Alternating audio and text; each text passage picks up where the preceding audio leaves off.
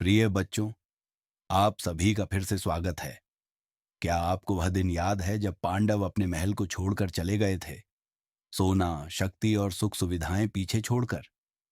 उस दिन उन्होंने केवल हस्तिनापुर नहीं छोड़ा था, उन्होंने अपने भाग्य की ओर कदम बढ़ाया था। आज की कहानी वहीं से शुरू होती है, जहां राजमहलों की सड़कें खत्म होती हैं और जंगल के कच्चे रास्ते शुरू होते हैं। यह कहानी है 13 वर्षों के वनवास की। ऐसे वर्ष जिन्होंने राजकुमारों को महान योद्धा और किंवदंती बना दिया। जब पांडव हस्तिनापुर से बाहर निकले, पूरा नगर रो पड़ा। सड़कों के दोनों ओर लोग खड़े थे, आंखों में आंसू भरे हुए। जल्दी लौट आना, न्याय फिर लौटेगा, धर्म तुम्हारी रक्षा करे। द्रौपदी सिर ऊंचा रखकर चल रही थी, हालांकि उनका हृदय पीड़ा से भरा था। भीम ने मुठ्ठियां भींच रखी थीं, उनका क्रोध आग की तरह उबल रहा था। अर्जुन ने आकाश की ओर देखा, मन ही मन श्री कृष्ण से शक्ति की प्रार्थना करते हुए। लेकिन युधिष्ठिर युधिष्ठिर शांत थे। उन्होंने अपने भाइयों से धीरे से कहा, भाइयों, आज हम सुख सुविधाएं खो रहे हैं, लेकिन अपना चरित्र नहीं। राज्य छीना जा सकता है पर धर्म नहीं। धीरे धीरे पत्थर की सड़कें कीचड़ भरे रास्तों में बदल गईं। महल की दीवारों की जगह ऊंचे ऊंचे वृक्ष आ गए। दरबार के संगीत की जगह पक्षियों की आवाजें गूंजने लगीं। जंगल ने उनका स्वागत किया, नरमी से नहीं बल्कि सच्चाई से। वन का जीवन कठोर था, न रेशमी बिस्तर, न सेवक, न राजसी भोजन। पांडवों ने पत्तों और टहनियों से छोटी छोटी झोपड़ियां बनाई। वे फल, जड़ें और जो भी मिल सके वही खाते थे। द्रौपदी, जो कभी ऐश्वर्य में रहती थी, अब मिट्टी के चूल्हे पर अपने हाथों से भोजन पकाती थी। रात में ठंड बहुत सताती थी, दिन में सूरज तेज तपता था। कभी भूख आती, कभी भय। लेकिन हर दिन एक चीज और मजबूत होती गई, उनका आपसी बंधन। हर कठिनाई उन्हें और करीब ले आती थी। जंगल खाली नहीं था, वह ज्ञान से भरा हुआ था। पांडवों की भेंट कई महान ऋषियों से हुई, नारद, मार्कंडेय, लोमश। उन्होंने प्राचीन राजाओं की कहानियां सुनी, धैर्य, त्याग और कष्ट के बाद मिलने वाली विजय की कथाएं। एक दिन स्वयं महर्षि वेदव्यास आए। उनकी आंखों में करुणा थी। उन्होंने कहा, मेरे बच्चों, यह वनवास दंड नहीं है, यह तैयारी है। सोना आग में तपकर ही सबसे अधिक चमकता है। उन्होंने अर्जुन को दिव्य अस्त्र प्राप्त करने की सलाह दी और आने वाले युद्ध के लिए स्वयं को तैयार करने को कहा।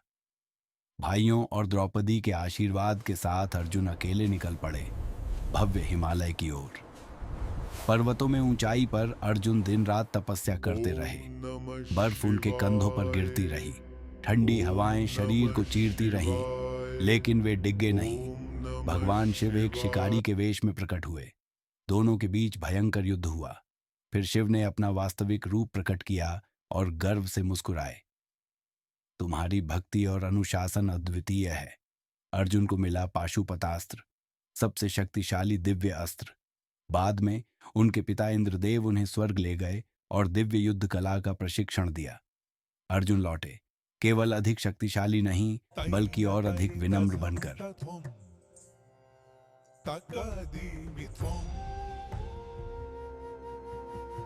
वन में द्रौपदी का हृदय अक्सर पीड़ा से भर उठता था। एक संध्या वह बोली, सत्य को ही क्यों कष्ट मिलता है? अन्याय सिंहासन पर क्यों बैठा है? भीम गरज उठे, बस आज्ञा दो द्रौपदी, मैं आज ही हस्तिनापुर जला दूंगा। लेकिन युधिष्ठिर बोले, क्रोध करना आसान है भीम, संयम ही सच्ची शक्ति है। द्रौपदी चुपचाप सुनती रही। उन्होंने अपने आंसू पोंछ लिए। उनका धोख उन्हें कमजोर नहीं बना रहा था, बल्कि आत्मा से और दृढ़ बना रहा था। वन ने उन्हें लगातार परखा। एक बार सभी पांडव बहुत प्यासे थे। युधिष्ठिर ने एक सरोवर देखा और नकुल को पानी लाने भेजा। वहां एक यक्ष प्रकट हुआ, एक दिव्य रक्षक। उसने प्रश्न पूछा और कहा कि उत्तर दिए बिना पानी नहीं ले सकते। नकुल ने बात न मानकर पानी पिया और वहीं गिर पड़े। फिर सहदेव गए, फिर भीम, फिर अर्जुन। कोई भी वापस नहीं लौटा। अंत में युधिष्ठिर स्वयं पहुंचे। उन्होंने अपने भाइयों को झील के किनारे अचेत पड़ा देखा। यक्ष ने उनसे प्रश्न पूछे। युधिष्ठिर के हर उत्तर में ज्ञान और सत्य था। यक्ष प्रसन्न हुआ और सभी भाइयों को जीवित कर दिया। यह घटना सिखाती है, जहां बल असफल हो जाए वहां बुद्धि जीवन बचाती है। एक और समय वन की झोपड़ी में आर्ष अतिथि बने। भोजन बहुत कम था। द्रौपदी चिंतित हो उठी। उन्होंने श्री कृष्ण से प्रार्थना की। श्री कृष्ण ने द्रौपदी को अक्षय पात्र प्रदान किया, एक ऐसा पात्र जिसमें भोजन कभी समाप्त नहीं होता जब तक द्रौपदी स्वयं भोजन न कर लें। अब कोई भी अतिथि भूखा नहीं लौटता था। यह सिखाता है, गरीबी में भी उदारता हमें समृद्ध बनाती है। वन में खतरे भी थे। राक्षस संयुक्त और निर्दोष लोगों को सताते थे। हर बार भीम तूफान की तरह उठ खड़े होते। किरमीर और जटासुर जैसे राक्षसों को उन्होंने निहत्थे पराजित किया, लेकिन हर विजय के बाद वे अर्षियों के चरणों में नत हो जाते और विनम्रता से लौट आते। अहंकार रहित शक्ति उनकी पहचान बन गई। वर्ष बीतते गए।